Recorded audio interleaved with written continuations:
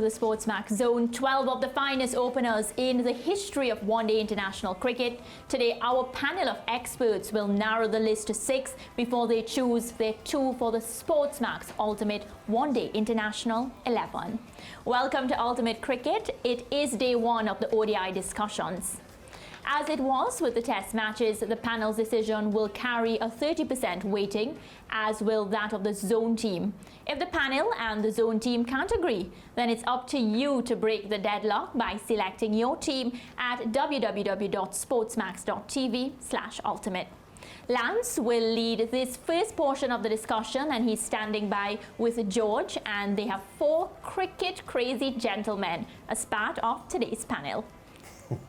We did have a bit of a teaser in our discussions yesterday, George. I know you initially had mentioned Jayasuriya as a key player in how he has transformed the way batting at the top of the order has been in white ball cricket, but he's one of so many outstanding players listed here that we've got to choose from just ahead of talking to our panelists. You know, it's funny that we spoke about revolutionizing the game when we were talking about Adam Gilchrist, and we're talking about something similar with Sanath Jayasuriya. I'll just say the man was a tremendous trendsetter with what he did as an opener with the first 15 overs, that Sri Lanka team, the 1996 Cricket World Cup, where they beat Australia in the final. Big stomach and all. Yeah, but here's the thing. I think it would be fair for us in talking about trend setting and the approach to opening to go back to 1992. Just like the 1970 FIFA World Cup, the first one played on colored television, the first one where they used yellow cards, so there was a color to the thing and it was almost like a new event. The 1992 World Cup, the one before 1996, the 1992 World Cup was the first one where the white ball was used and the color and everything came into it. And in that World Cup, people forget the New Zealand team in that World Cup, which won 7 straight games on the back of a novel approach adopted by the captain Martin Crowe, who opened the bowling lines, you would remember, with a spinner, Deepak Patel, and who, in Great Batch, the opener, who, rather than teams back then were used to batsmen just playing out the first 15 overs and getting their eye in and settling in, but Crowe himself and Great Batch went on to assault the bowling in those 15 overs, and the teams had never seen an approach like that before. Of course, that approach was perfected as time went on. Jayasuriya, Ramesh Kalawitharana took it to new levels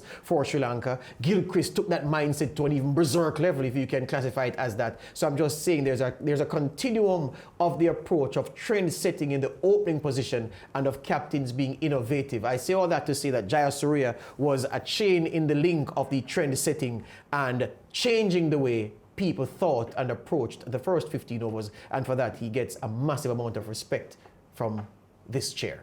All right, well, let's welcome then the panelists for today. International cricket commentator Fazeer Mohammed. We also have on the panel today regional cricket umpire Chris Taylor, who has been a staple on this segment of the show. And we also have our statistician, Zaheer Clarke. Gentlemen, welcome to this opening discussion for the white ball game, the 50-over version of it. Your thoughts quickly on what faces you here with the 12 players, all big names, all statistically outstanding, and some of them were a part of the test selections as well. Chris Taylor, let's go with you first. Yeah, very interesting name set, as Josh said. I think one of the most interesting things about the ODI format is that we have seen so many changes in how the ODI format has been structured. We think back to the days of the 1970s where it was just really a continuance of Test cricket and really just restricted to 60 overs, but the style of play was very much the same. We think about, as you said, the early days of World Series cricket, and that was the first introduction of coloured clothes and the white ball, and then for it to become official in 1992. So the ODI format, that aspect of it makes it very different, because obviously players would have to have adapted at different times to the many different formations of the game. But certainly a very tough lineup here, a lot of talented persons, openers with many different approaches to the game and still successful. So it will be an interesting 6. Yeah. Fazeer, a key point there made by Chris Taylor just now, because the game has evolved so much over the decades. I remember when ODI cricket had started out, I think it was 60 overs a side and not 50 overs a side. Does this put some of the players from the early 70s and maybe early 80s at a disadvantage against some of the more contemporary players who have been part of the new kind of game? Well, just to say that if I had known that I was signing up for all this homework, I'd have made sure that my Wi-Fi was disconnected so I wouldn't be involved and show my ignorance to a lot of the information that I'm sure will be coming out over the next few days. But you're right, and it's about putting different weights onto different elements in the same way that we talked about it in Test cricket with my small contribution yesterday about uncovered pitches, about helmets and different issues. It really does come down to not just who you like and who you prefer, because I think that's ultimately what it is as well in many cases when we make our selection, because there would probably be your favorites in some way or someone you really regard for a particular reason. But you also have to take in consideration the way the game has changed so much. And Chris is absolutely right. I think picking this one-day international best ever 11 is probably harder than picking the Test 11. Yeah, Zaheer, let's get your comment on this, because when we talk about Test cricket and some of the factors that we would have used to measure the players' qualification, would have had to do a lot of times with mentality, temperament, and that kind of thing. Is it that picking an ODI team means that the numbers will mean a lot more, since it's a straight numbers game and the game is more compact, it's more condensed, and it's just what you do within that day that counts? Is it that will the numbers and statistics count more heavily in the shorter version of the game than it did in the Test version? Well, when we look at the ODI game, as Chris and Fazeer has alluded, there has been so many changes to the format of the game over the years. And when we're looking at the numbers, we have to be very careful that we ensure that we also not only look at this extra-era analysis where we're comparing these players across eras, but also look at the inter-era analysis and look at how these players performed within the eras and how they distinguish themselves, for us to make an even better assumption as how they would stack up against each other across all the eras. All right, let's look quickly at the groups then. Group 1, we have Gilchrist, Tendulkar, Haynes, and Hashim Amla, and they are, well, all of them big names with big performances for their respective teams: Australia, West Indies, India, and South Africa. Let's, since we're with you, Zaheer, from this first group, who are the ones that are exciting for you? Well, for me, the exciting individuals in this group are definitely Sachin Tendulkar, the all-time scorer we have, and also Hashim Amla from South Africa. They are the two that I'm picking from this group. Adam Gilchrist, unfortunately for me, and Desmond Haynes will have to stay out of this group for me in my final 6. Faz. And if you want me to... Yes? Yeah, okay. From that quartet, I'll go a little different to Zaheer, because I think Adam Gilchrist, and this will probably complicate things even more, because Gilchrist doesn't just give you that potency at the top of the order, but he's also your wicket keeper. So he opens up an opportunity for you to lengthen your batting, or an additional bowler if you'd like, depending on whatever the conditions might be. So I would actually go Tendulkar Gilchrist as my two from this quartet. But again, the options, they're such world-class players that you're talking about, that there's always some way to justify that you've made the right decision, and also justify why you've got it absolutely wrong. Yeah, well, before today, so you've got to wipe a lot of these players out, half of them at least, I think. So bear in mind that whatever group you look at, you have to start thinking about chopping them. Chris Taylor, first group: Gilchrist, Tendulkar, Haynes, Hashim Amla. Yeah, but I agree with both. I agree with both persons. However, for me, even though Adam Gilchrist was a big occasion man, who can forget that 149 in the World Cup final? Amazing innings, but I don't have him as my wicketkeeper, and for that, I just think that there's persons at the top of the order who would probably do the job a little bit better or a little bit more consistently than Adam Gilchrist with the bat. So I am going to cut him from this, even though it's really hard. Des Haynes, I think of the days when I was just first watching ODI cricket, and he came in that transition period where ODI cricket was slightly changing. The approach from Des Haynes was not exactly like Test cricket. He was one who tried to force the issue against the bowlers. And I think that's why for a long time he was the most successful person for the West Indies in ODI cricket, and wrapped up 1700s. Really was, really a permanent fixture in that ODI team, and one who set the example for the others. But I just think Des Haynes, if you're picking an ultimate team, a strike rate of 63, although it's unfortunate that he came in that era. I mean, if you're picking an ultimate team, you need a better strike rate up top for your openers. And for that, I think I'll have to leave Des Haynes out of the equation. South African Hashim Amla, never been one of my favorites, but it's hard to ignore his record. Different approach, good scorer all around the ground, but averaging 46 with 2700s and scoring, above 50 at under three ODIs for each 50 that he scores. I think that's amazing. Yeah. I think it was like 2.96 for every score over 50. I would be keeping Hashim Amla and certainly Sachin Tendulkar, arguably the best ODI opener of all time. So Gilchrist, yes? One of the reasons why I just wanted to add to what Chris said. Yeah. One of the reasons why I left off Desmond Haynes off my list, even though Des was a leading run scorer when he retired from Test cricket, the problem was that the era that he played in, openers were averaging between 55 to 67. And for me, Des did not distinguish himself like Viv Richards, per se, who even in that era was averaging in the 90s. And can now be compared in an era of today.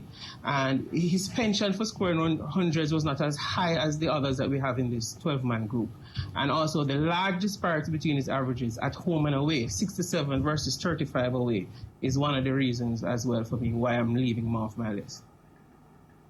Okay, let's quickly go to Group 2, gentlemen. Gail, Dilshan Sharma and Matthew Hayden. Let's stick with Zaheer since you're on the platform as well. Who doesn't make it from this group for you?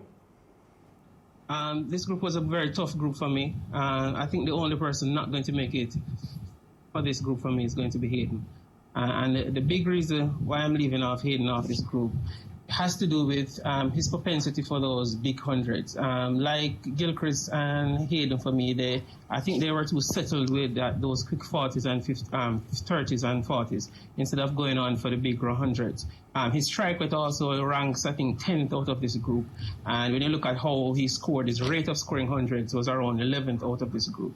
There are some positives for him, but for me, that low strike rate will not be making my all-time 11.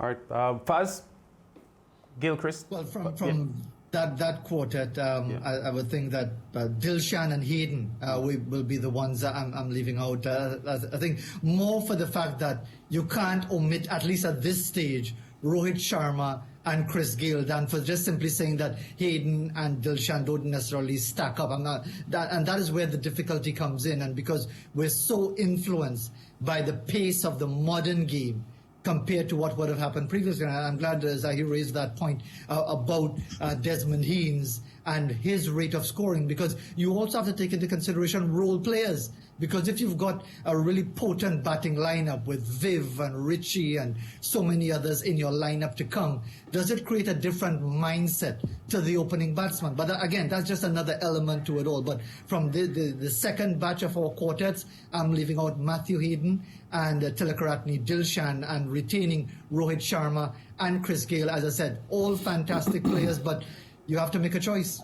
Yeah, Chris, it's significant that 5 of the 12 players in this list that we're looking at average below 40, which, on the face of it would suggest that, if they're going to qualify for an ultimate 11, their average should be a little bit above that. But your quick take, Chris, on Group 2 with Gayle, Dilshan, Sharma and Hayden. And if you look at those players, Lance and George and the rest of the guys, most of those guys who average below 40 are the ones who are the big risk takers in that time. You look at a lot of the guys who would come down the pitch to the bowlers, look to always be hitting over the top, looking to devastate the first 15 overs. Those are the guys who generally have that 30-odd average, but you have to think about the impact they had on the team in that 15 overs and what they brought to the table. As George said, Jair Surya was one of the people who started it. I think there are other persons in that list, like Chris Gayle, who probably bettered it as time went on. So out of that 4, though, for me, I agree with the guys. I don't think Matthew Hayden I mean, beautiful test batsman. I thought he was a little bit late in adjusting to ODI cricket. Eventually did get a worthy average, but I think inconsistency in terms of big scores can't stack him up against the rest. Just 10 centuries in his career. So for me, I wouldn't have Matthew Hayden in my all-time. Dilshan on the borderline, I would leave him for now. So I will say Hayden out for me from this group. Well, I've been listening to you all try to defend the reason you're keeping some of them and, try to find ways to cut the list of successful, really the batsmen, they average a lot, and it's really hard to try to cut. So we're going to take a short break, and when we come back, the job just gets more difficult.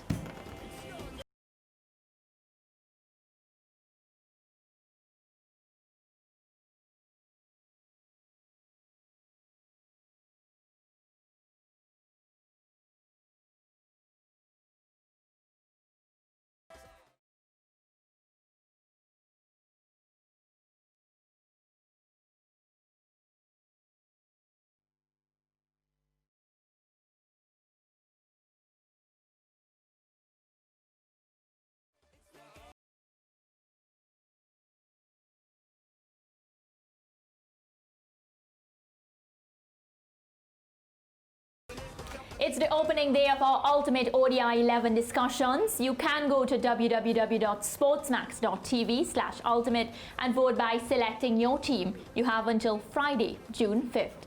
Unlike the test matches, you will only be able to choose one specialist spinner.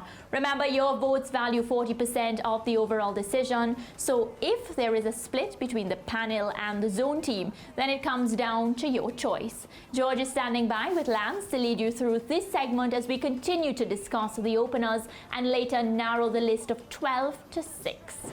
George? All right, so we are looking at the groups, looking at the opening batsmen, looking at them in groups of 4. And now we take another group. So here is another quartet for the gentlemen to consider and to decide who they'll leave, who they'll keep. Jayasuriya, Saeed Anwar, Sourav Ganguly, and Martin Guptill. Chris Taylor, talk to me about this 4. Wow. Very interesting 4. And the funny thing about this is I might be hammered for this, but I might only be actually keeping Saeed Anwar out of this group, surprisingly. I think all of them, as I said, awesome players. Martin Guptill would have been probably the most recent out of the 4, really. I mean, resurrected the top of the order for the New Zealand team and so on. I just look at the overall quality of Martin Guptill versus some of these other guys, and I just don't think on a consistent basis that he would produce at that same level. Sourav Ganguly, awesome player, one of the best India has produced at the top of the order, but the strike rate of 73 in an ultimate team from my openers, that would really be the reason for me that I would be leaving out Sourav Ganguly. I just want a better rate of scoring in the top for me. As I said, with these guys, you almost have to be picking something out of their statistics or so on to really X them out because they're that good. Saeed Anwar, for me, is the one I would retain. I mean, a 3-century scorer, a 2 to 3 century scorer in the World Cup. I mean, he was amazing in what he contributed to Pakistan, his ability all around the wicket. And yeah, I just think that the position that I'm looking to fill as that. Christopher, when I call you Christopher, you're in trouble.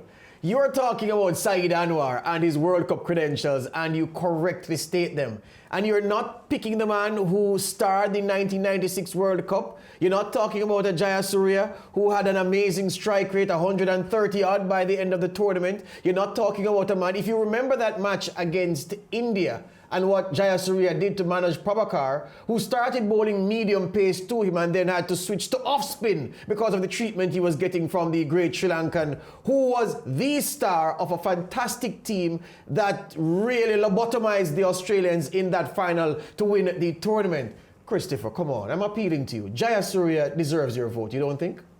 I don't know how much of that 1996 World Cup you would have watched, but for me, the man of the tournament in that Sri Lankan team was Aravinda de Silva, who actually scored 300s at the important times in that World Cup. Scored one in the final, he scored one in the quarterfinal to win the match, he scored a top half century in the semi-final and took 3 wickets. So for me, I actually think that the organizers made a mistake in terms of the man of the tournament. 'Cause for me, so you're going watching that rogue, World Chris. Cup, You're going think rogue. that Aravinda De Silva was the man. And I actually think Sanath Jayasuriya, as good as he was, Yes. he didn't even score a century in that World Cup. Yeah. He didn't even score a century. You're going rogue and you're going against what the organizers and everybody else did. But you're being an independent-minded man. All right. The fact is that the records are there to show what impact Jayasuriya had on the 1996 World Cup. And I'm not getting any change out of you, so I'm going to see if I can get some change out of Fazeer. Fazeer, Chris is leaving Jayasuriya on the cutting room floor. He says he's not carrying him forward. Do you agree with him? Well, I should let you know that I thought about this carefully from since yesterday when I realized the gravity of these decisions that are made. And I decided to go with the policy of eeny, meeny, miny, mo, basically. when it comes to this, because really, it's always difficult to leave anybody out. You can always find reasons to justify someone being selected. And out of that quartet, I'm picking Sanath Jayasuriya, again, because of the role-playing factor, because it's the same way when eventually we get to the discussion about T20 cricket. Somebody who scores 13 off 3 balls and has a fantastic strike rate is your match winner. And if he can do that consistently in the same way, I'm going to go with Sanath Jayasuriya and Saeed Anwar from this particular quartet. Again, no disrespect to Martin Guptill or Sourav Ganguly, but again, it's about a personal choice. It's about liking the style. The fact that they are 2 left-handers is no coincidence, I can assure you, in that regard as well.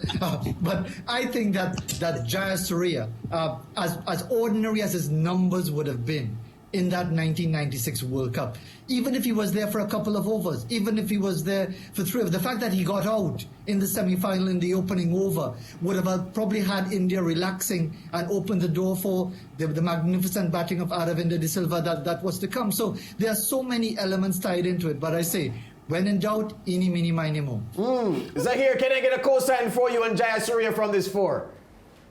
No, definitely not. For me, Jayasuriya is not going to make my side. Jayasuriya has the worst average of this group. When we look at his propensity to score hundreds, he's the worst of the 12 that we are looking at here. And for me, he has the best strike rate because he's going gun blazing. But I need somebody more consistent. Chris Gayle has a similar type of approach, but he's just a little bit more. Is why he has edged into the top 6 for me. But when we look at how Jayasuriya scored his runs, beautiful, breathtaking, hit the ball out of the park. But after 3 or 4 overs, you know that he's going to be back in the pavilion, and you don't have to worry. There are 46 more overs to go. So that for me was one of the issues that I had with him. But gentlemen, he wasn't going on to score.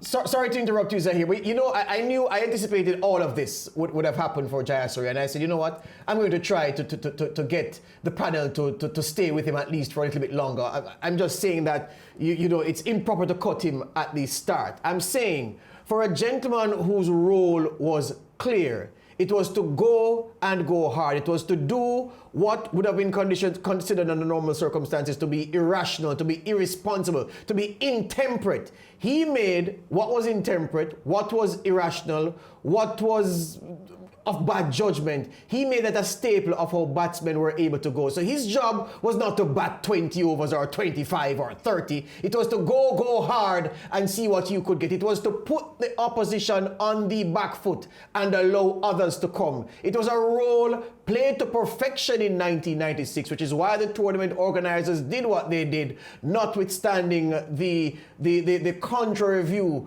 of a regional cricket umpire and a man who knows his cricket. The man played his role very, very well, and with his brief to go and go hard and get what he could take, clearly it can't be a fair argument to tell me that he didn't spend long enough to get 3-figure scores for Fazeer Mohammed. Well, I think Chris has good justification to file a complaint to the Media Council of Jamaica because he's being railroaded by one of the men at the head table. He'll be filing it with me, Fazeer. He'll be filing it with me. Well, then battle is lost. But take it easy then, George. Take it easy. At the end of the day, it's what you like. It's a person you like, the impact player, the individual, and so on. Really, it's not. Sometimes it could not just be about winning a World Cup. It could be about someone's consistency over a long period. Some people might argue, well, I really don't care how much he averages. I really don't care what the numbers are. When it comes to the crunch time, this individual would have delivered even if he didn't deliver any other time. And essentially, if you're talking about picking our best ever, are we picking someone to play over 5 years, or are we picking someone who we think on any given occasion is the one who could be a match winner? Chris, I guess it's proper to come to you for the last rites. You stepped on Jayasuriya's neck. Zaheer is with you. Fazeer is lonely. You finish him off then, Chris. Go ahead. No. I was just confirming the fact that I agree that certainly Sanas Jayasuriya set the template. I know you spoke about Mark Greatbatch, but the way in which Jayasuriya did it in 1996 and from the start of his career coming forward, once he was asked to open, was a template for other guys to come afterwards. And from that perspective, I thought he will always be remembered. However, in picking the ultimate team, you still want the man who probably does that job the best. And I think that even though he set the template, others have come since who have done the job better than him and more consistently. That's all. So Chris, one last thing for you before I go to Maria. Chris, I'm saying to you, I'm not asking you to put the man in your ultimate 11. I'm just saying, Chris, I'm appealing to you. Chris, are you going to cut him this early? With a butter knife. Oh dear. Mariah. Yeah. Chris is being very ungenerous. Well, I'm happy to see, what, they have their stats and they're ready to take the test. Gentlemen, it's time to vote officially. Pen to paper. It's time to cut.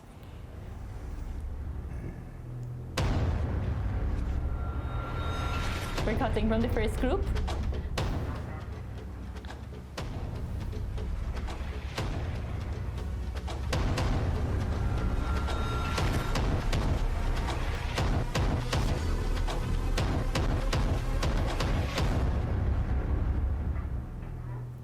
Faz, I'm starting with you first. Who are you cutting? From the first group, as I mentioned, I'm trying to remember who the quartet were, but I have retained Adam Gilchrist and Sachin Tendulkar. So I've cut Desmond Haynes and Hashim Amla from that first quartet. Who else? You have to name your 6. Okay, continuing onwards into the second group, my additional other 2. Chris Gale, Rohit Sharma, so that gives me 4. 2 from the first set, 2 from this set, so I've got 4 out of my 6 so far. And to complete it, if we move on to the next quartet, Sanath Jayasuriya and Saeed Anwar. So those are my 6. Adam Gilchrist, Sachin Tendulkar, Saeed Anwar, Sanath Jayasuriya, and the other pairing from the previous grouping, who again have got me completely stumped because these things are happening too fast for an old man like me. It's Chris Gale and Rohit Sharma that who will complete my 6. Chris, the ball is in your court now. You have to tell me who you're cutting. Not who you're keeping, who you're cutting. Who I'm cutting? Okay, from the first group, I'm cutting Matthew Hayden.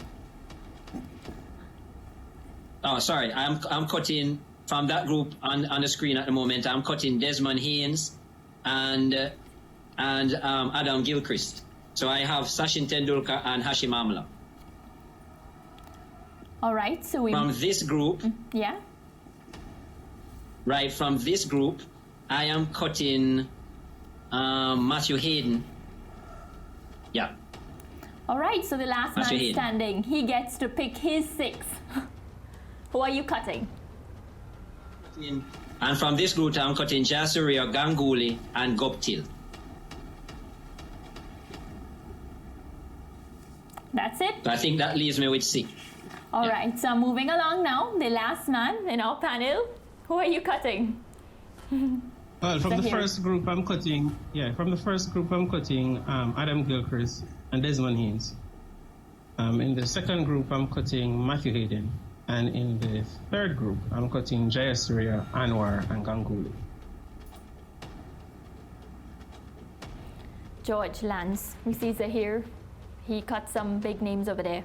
Any comments? Well, I think Fazeer hit the nail on the head when he spoke earlier on, because this is an august group of 12 players with a lot of strengths, and a lot of them with compelling statistics to force themselves into an ultimate 11. So you are forced in a situation like this to put your neck on the block and pick the best of the lot that you see there. So that's in no way disrespecting the claims and the accolades and the statistics of others. But I'm quite keen on what's happening so far with the discussion. I know George is peeved that Jazz Surya isn't getting the support he thinks he should get. And George, your comments on Fazeer mini mo process? Well, what's a man to do when you have class players to consider? That's not bad at all. It's not scientific, but it's a last resort and a needed resort in times like these. Look, the Jazz Surya argument, I mean, when you look at the totality of his career, you can see that there's ample ammunition for someone to eliminate him at this stage. Likewise, there's enough to make a very, very good case for him to be kept. But the panel have dispensed with him, no problem there. I'm very happy that Saeed Anwar gets a mention, because if ever there was a player who I think his statistics, impressive as they are, don't do him justice. I really, really think that Saeed Anwar was so much better a batsman than his actual numbers showed, and yet on paper there are some numbers that he achieved that players can only dream about. I'm very, very happy that he seems to have survived the call at this stage. I don't think there's a Pakistani player who has as many ODI hundreds as he has. Classy. All right, let's take a look at who's standing and who went.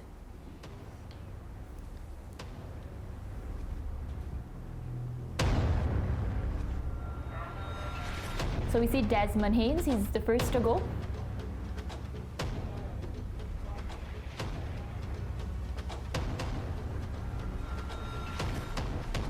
Hayden is gone, yes. George, you seem pleased with Hayden going. Yeah, the arguments made for Hayden Dilshan going, and Dilshan, yeah, these two should go. Not in the same league as the rest of these. And then this is the difficult part for me now. This is the tragedy. Jaya Surya and Guptill and Ganguly, I think, are gone. Well, Jaya Surya is gone, George. Oh, for sure, yeah. Guptill stats? He does. Well, 3 has to go from this group. Well, right, so it will be so Ganguly, Jaya Surya and Martin Guptill, they have to get X's. Yeah, there you go. Guptill, yeah. I don't have any major issues with the 6 remaining going into further discussions. The 2 openers that I fancy are still in there, so I'm okay with what I'm seeing. No major issues, really. Tendulkar +1 for me, so I'll hear the arguments and see if I can settle on that +1. Well, Tendulkar plus Adam Gilchrist for me, so I'm okay so far. I'll turn to Chris now. No, I was just saying I wonder if there was a slight mistake there, because only one person cut Dilshan. I think we're all sleeping on Dilshan, because Yeah, I think only one person cut Dilshan, because I retained him and Zaheer retained him. All right, that's a steward's inquiry, Chris. We're going to look at that one and then get back to you. Zaheer? Yeah, I was just saying that Dilshan is among the top 5 openers among this list. If you look at any category you look at to evaluate Dilshan, whether it's averages, strike rate, his propensity for 50+ scores or hundreds, he's among the top 4, top 5 in every category you look at. And if you look at his average home and away, it's better than a lot of the others that we have here, and even our very own Gale. And if you look at his strike rate is right there alongside Gale. So I think a lot of us are sleeping on Dilshan and what he has done, not only in Sri Lanka, but even outside of Sri Lanka. The chief steward has reported, Chris and Zaheer, you are correct. Dilshan stays. It's actually Gilchrist who gets the hook and not Tilakaratne Dilshan. So, yeah, good Bad spotting there, guys. Dilshan stays. Yeah, 22 ODI hundreds and over 10,000 runs in ODI cricket. For sure. So let's look at the 6 again that have been cut, just to make sure that there are no more appeals to the stewards. Gilchrist and Des Haynes from the first batch. Then Matthew Hayden, so that's 3. And then Jaya Surya, Ganguly, and Guptill. Right. So I think justice is preserved right now. Anwar, the last man standing from the third batch of 4 to be considered. Well, our panel of experts have narrowed the openers list from 12 to 6. Remember, you can still vote from the full list of 12 at www.sportsmax.tv/ultimate. Get voting now because your say is extremely important. Join us tomorrow when the panel will continue their deliberations and will be choosing their 2 openers from the final 6. The zone team will also be revealing their 2 picks. Bye for now.